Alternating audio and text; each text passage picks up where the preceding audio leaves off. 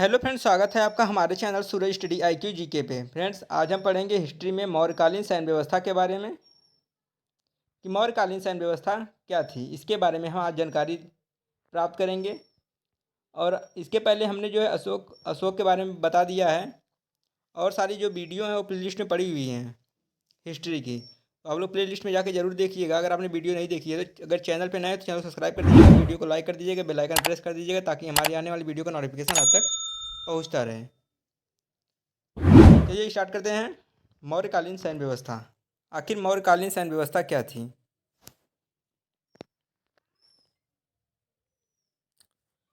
यूनानी इतिहासकारों के अनुसार चंद्रगुप्त की सेना में 6 लाख पैदल, 30,000 अश्वारोही, 9,000 गज सेना, 8,000 रथ सेना थी। इसका मतलब यूनान के इतिहासकारों ने बताया कि चंद्रगुप्त की सेना में 6 लाख पैदल चलने वाले, 30,000 घोड़े से चलने वाले, 9,000 हाथियों से चलने वाले और 8,000 रथ से चलने वाली सेना थी। तो इतना आपको क्लियर हो चुका है। आगे हम देखेंगे, 2 पॉइंट है, काफ़ी इंपॉर्टेंट है दोनों पॉइंट। तो दोनों पॉइंट को कवर करते हैं। क्या है पहला पॉइंट है, मेगास्थनीज के अनुसार सेना की देख रेख के लिए एक अलग विभाग था। इस विभाग में कुल 30 सदस्य थे। आप लोग जानते ही हैं कि जैसे एक स्टेट होता है, स्टेट से एक डिस्ट्रिक्ट बनता है, डिस्ट्रिक्ट से जो है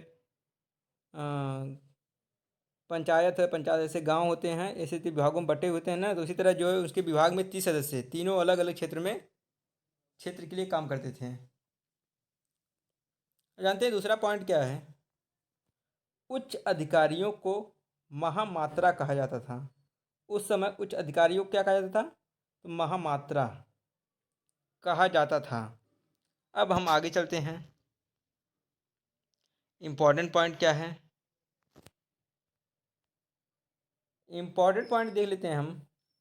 कौटिल्य के अनुसार राजा को परिस्थिति के अनुसार 3 प्रकार का युद्ध करना चाहिए। किसने कहा, कौटिल्य।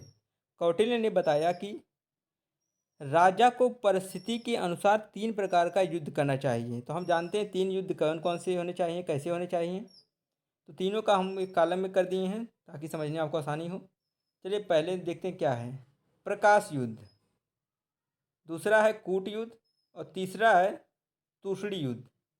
अब हम तीनों युद्धों के बारे में जानते हैं कि ये युद्ध जो है कैसे कैसे लड़े जाते थे। तो प्रकाश युद्ध में था कि आमने सामने युद्ध होता था, युद्ध करना चाहिए। कूट युद्ध में क्या करना चाहिए, चालाकी तथा छलबाजी से युद्ध करना चाहिए। और तूषणी युद्ध में कैसा, अप्रत्यक्ष युद्ध या फिर शत्रु राज्य में गृह युद्ध छिड़वा देना। तूषणी युद्ध का मतलब क्या था कि अप्रत्यक्ष युद्ध करवाइए और या तो फिर शत्रु राज्य में गृह युद्ध छिड़वा दीजिए। ठीक है। अब हम जान लेते हैं कि मौर्यकालीन की जो सामाजिक व्यवस्था थी वो कैसी थी। चलिए देखते हैं सामाजिक व्यवस्था कैसी थी।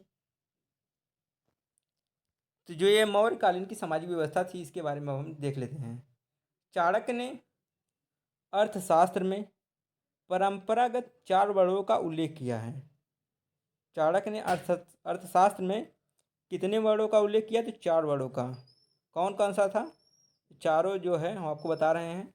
पहला था ब्राह्मण, पहला आपका हो गया था ब्राह्मण, दूसरा था क्षत्रिय, तीसरा था वैश्य, चौथा था शूद्र। चाणक्य ने इन चारों वर्णों का उल्लेख किया है, ब्राह्मण, क्षत्रिय, वैश्य और शूद्र। अब जान लेते हैं, मेगास्थनीज ने चतुर्वर्ण व्यवस्था का उल्लेख नहीं किया था, किंतु उसने आर्थिक आधार पर भारतीय समाज को 7 वर्गों में बांटा है।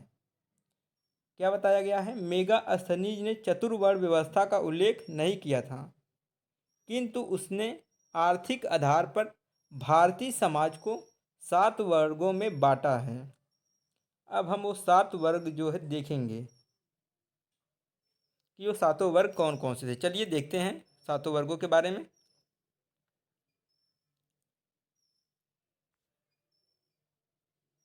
पहला आपका था दार्शनिक, दूसरा था कृषक, पहला था दार्शनिक, दूसरा था कृषक, तीसरा था पशुपालक, चौथा था व्यापारी या शिल्पी, पांचवा था सैनिक, छठवां था निरीक्षक और सातवां था शासक। अब हम इसके बारे में क्रम से जान लेते हैं। दार्शनिक में कौन कौन से लोग आते थे? इसके अंतर्गत पुजारी, भिक्षु तथा विद्वान आते थे। कौन कौन से लोग आते थे दार्शनिक में? इसके अंतर्गत पुजारी, भिक्षु तथा विद्वान आते थे। दूसरा था कृषक। कृषक में कौन कौन से लोग आते थे? मेगास्थनीज ने 7 वर्गों में कृषकों की संख्या सर्वाधिक बताया है। मेगास्थनीज ने 7 वर्गों में कृषकों की संख्या सबसे अधिक बताया है। कृषकों मतलब किसान की संख्या सबसे सर्वाधिक थी उस समय। अब जान लेते हैं पशुपालक क्या था, तीसरा पॉइंट। ठीक है, यह पशुपालन का कार्य करते थे। पशुपालक लोग कौन थे? तो पशुपालन का कार्य करते थे, अर्थात पशु को पालते थे। चौथा था व्यापारी, शिल्पी। ये लोग कहाँ थे? ये अधिकांशतः नगरों में निवास करते थे, ग्रामीण में नहीं, ये नगरों में निवास करते थे, व्यापारी और शिल्पी वर्ग के लोग। अब जानते हैं सैनिक वर्ग के लोग। समाज में किसानों के बाद सैनिक सर्वाधिक संख्या में थे, क्योंकि सबसे सर्वाधिक संख्या में तो किसान थे। उसके बाद इन्होंने बताया कि सैनिक भी सर्वाधिक संख्या में थे। किसान के बाद जो है सैनिकों का नंबर आता था। अब हम जान लेते हैं निरीक्षक। आखिर निरीक्षक का क्या कार्य था? यह समाज में व्यवस्था का निरीक्षण करते थे। निरीक्षक लोग यह समाज में व्यवस्था का निरीक्षण करते थे। सातवां था शासक वर्ग। इसके अंतर्गत शासक वर्ग आता था। इसके अंतर्गत शासक वर्ग आता था। अब हम आगे देखते हैं आगे क्या बताया गया है। आगे आपका है मौर्यकालीन वास्तुकला। मौर्यकालीन वास्तुकला के बारे में चलिए देख लेते हैं। 4 पॉइंट हैं, चारों को आपको कवर करना है और ये चारों पॉइंट काफ़ी इंपॉर्टेंट है। तो चलिए देखते हैं। मौर्य काल में लकड़ी के भवन हुआ करते थे, जो वर्तमान में पटना से मिले हैं। मौर्य काल में जो मकान बनता था वो किसके बनते थे? लकड़ी के। और ये इसके साक्ष्य कहाँ से मिले हैं? तो आपके बिहार की राजधानी पटना से। ठीक है, अब आगे देखते हैं दूसरा जो पॉइंट है। मौर्य काल में पत्थर के कुशल कारीगर होते थे। मौर्य काल में पत्थर के कुशल कारीगर होते थे, अर्थात पत्थरों पर अच्छी खासी नक्काशी करना वो लोग जानते थे। अब तीसरा पॉइंट बताया गया है। अशोक ने मध्य प्रदेश में सांची का स्तूप बनवाया, जो कि सबसे बड़ा स्तूप है। तो अशोक ने कहाँ पर बनवाया? मध्य प्रदेश में। क्या बनवाया? सांची का स्तूप बनवाया, जो कि सबसे बड़ा स्तूप माना जाता है। अब हम देखते हैं लास्ट पॉइंट। चौथा पॉइंट बताया गया, अशोक ने उत्तर प्रदेश के सारनाथ में अशोक स्तंभ बनवाया, जिस पर 4 पत्थर के शेरों की एक ही जगह पर रखा गया है, जो अहिंसा का सूचक है और यही भारत का राष्ट्रीय चिन्ह भी है। तो चौथा पॉइंट काफ़ी इंपॉर्टेंट है। अशोक ने उत्तर प्रदेश के सारनाथ में अशोक स्तंभ बनवाया।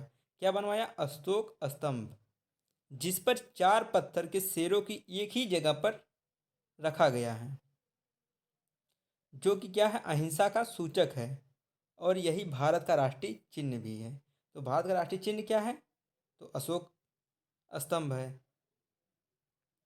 तो ये आपकी थी मौर्यकालीन सैन्य व्यवस्था, अर्थव्यवस्था जो भी था। तो अगर आपको वीडियो अच्छी लगी तो वीडियो को जो है लाइक कर दीजिएगा। चैनल पे नए हैं तो चैनल सब्सक्राइब कर दीजिएगा, बेल आइकन प्रेस कर दीजिएगा, ताकि हमारी आने वाली वीडियो का नोटिफिकेशन आप तक पहुंचता रहे। मिलते हैं किसी नेक्स्ट टॉपिक पे।